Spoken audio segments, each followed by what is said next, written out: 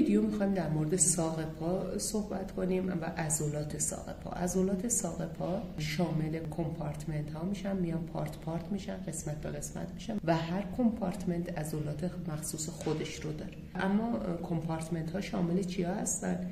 کمپارتمنت قدامی که اینجا داریم میبینید، بعد کمپارتمنت خارجی، کمپارتمنت خارجی اینجاست و اگه کل مولاژ رو برگردونیم کمپارتمنت خلفی رو اینجا میبینیم. پس این سه تا کمپارتمنت هستن که تقریبا مثل ویدیوهایی که مربوط به کمپارتمنت های ران براتون قبلا آپلود کردیم اینجا تقسیم بندی میشه، عضلات دسته بندی میشن، با این تفاوت که در ساق پا کمپارتمنت خارجی وجود داره، کمپارتمنت داخلی مربوط به ران هستش.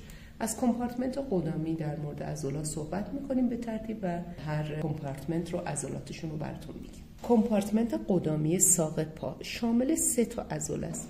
عضله تیبیالیس قدامی، انتریر تیبیالیس که اینجا دارید انتریر تیبیالیس رو میبینید. بعد عضله اکسنسور دیجیتوروم هستش که این عضله اکسنسور دیجیتوروم هستش که اینجا داریم میبینیم و در عمق اینها عضله اکسنسور هالوسیس لانگوس هستش که اینجا در واقع فاصله بین دوتا مشخص میشه، در این ناحیه این مشخص هستش. عضله تیبیالیس قدامی به طور عمده از استخوان تیبیا داره اورجن میگیره، اینجا کاملا مشخصه، بافت عضلانی ادامه پیدا میکنه، در 1/3 تحتانی تیبیا بافت عضلانیش خاتمه پیدا میکنه و سپس عضله تاندون عضله میره به سمت نیمه داخلی کف پا و میچسبه به قسمت تحتانی و داخلی متاتارس شماره 1 به استخوان کونیفرم داخلی میچسبه و همچنین استخوان نویکولار و استخوان‌هایی که در اون ناحیه هستن و بهتر بگم به استخوان‌های تارسال و متاتارس شماره 1 میچسبه که اینجا کاملا مشخص هستش، از زیر اکسنسور رتیناکولوم داره عبور میکنه. اما عضله بعدی که الیاف عضلانی بیشتری رو داره اینجا داریم میبینیم، عضله اکسنسور دیجیتوروم هستش. این عضله هستش عضله اکسنسور دیجیتوروم دوباره در 1/3 تحتانی تبدیل میشه به تاندون. این تاندون ها تبدیل میشن به 4 تا تاندون، 1 2 3 4 که اینجا دارید میبینید، میچسبن به بندهای انگشت دوم تا پنجم که اینجا کاملا این مشخص هستش توی کف پا. اما عضله بعدی این عضله هستش که به اسم اکسنسور هالوسیس لانگوس شناخته میشه.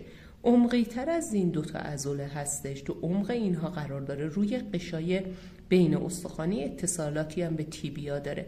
این عضله تاندونش ادامه پیدا میکنه، از زیر اکسنسور رتیناکولوم فوقانی و تحتانی عبور کرده و میره اتصال پیدا میکنه به فالنج دیستال انگشت اول که اینجا کاملا مشخص هستش که اتصال پیدا کرده بهشون و این 3 تا عضله با هم دیگه یه طورایی همکار هستن توی فلکشن یا دورسی فلکشن کف پا نقش خیلی مهمی رو بازی میکنه. اتفاقی که افتاده ما عضله تیبیالیس قدامی رو میبینیم، این عضله تیبیالیس قدامی هست که کاملا مشخص هستش.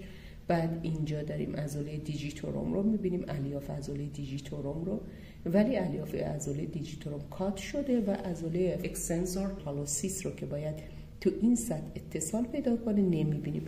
ولی این روی این قسمت اگه دقت کرده باشین تو این ناحیه ما 2 تا تاندون داریم میبینیم. این 2 تا تاندون رویی مربوط به عضله اکسنسور دیجیتوروم هستش، تاندون زیری مربوط به عضله اکسنسور هالوسیس لانگوس هستش که اگه دنبالم کنیم تا پا ادامه پیدا کرد.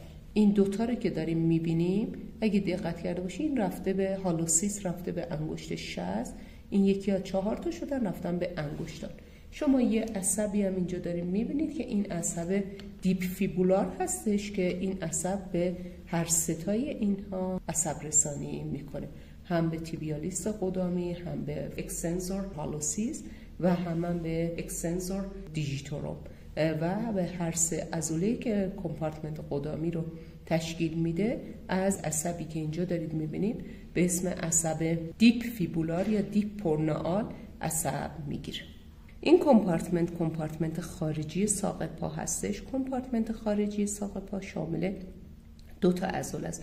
عضله که در بالاتر و سطحی تر میبینید، از سطح بالاتر هم داره شروع میشه، عضله پورنال لانگوس یا فیبولار لانگوس هستش که اینجا داریم میبینیم که تاندون این ادامه پیدا میکنه میره توی کف پای، که این تاندون عضله میاد عبور میکنه میره توی کف پا و در کف پا میچسبه به متاکارپ شماره 1، به استخوان‌های تارسال که در اینجا قرار مثل کنیفرم ها اینها اتصال پیدا میکنه.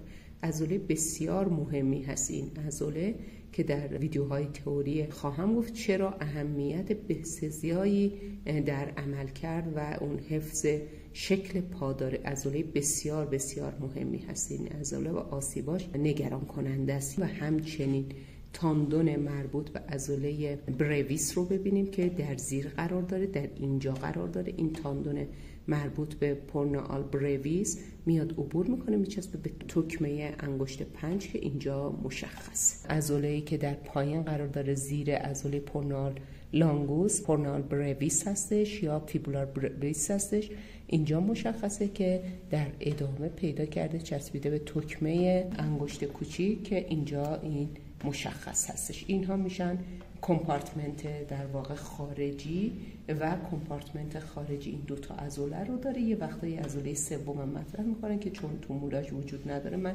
در موردش صحبت نکردم. اما از چی عصب میگیرن؟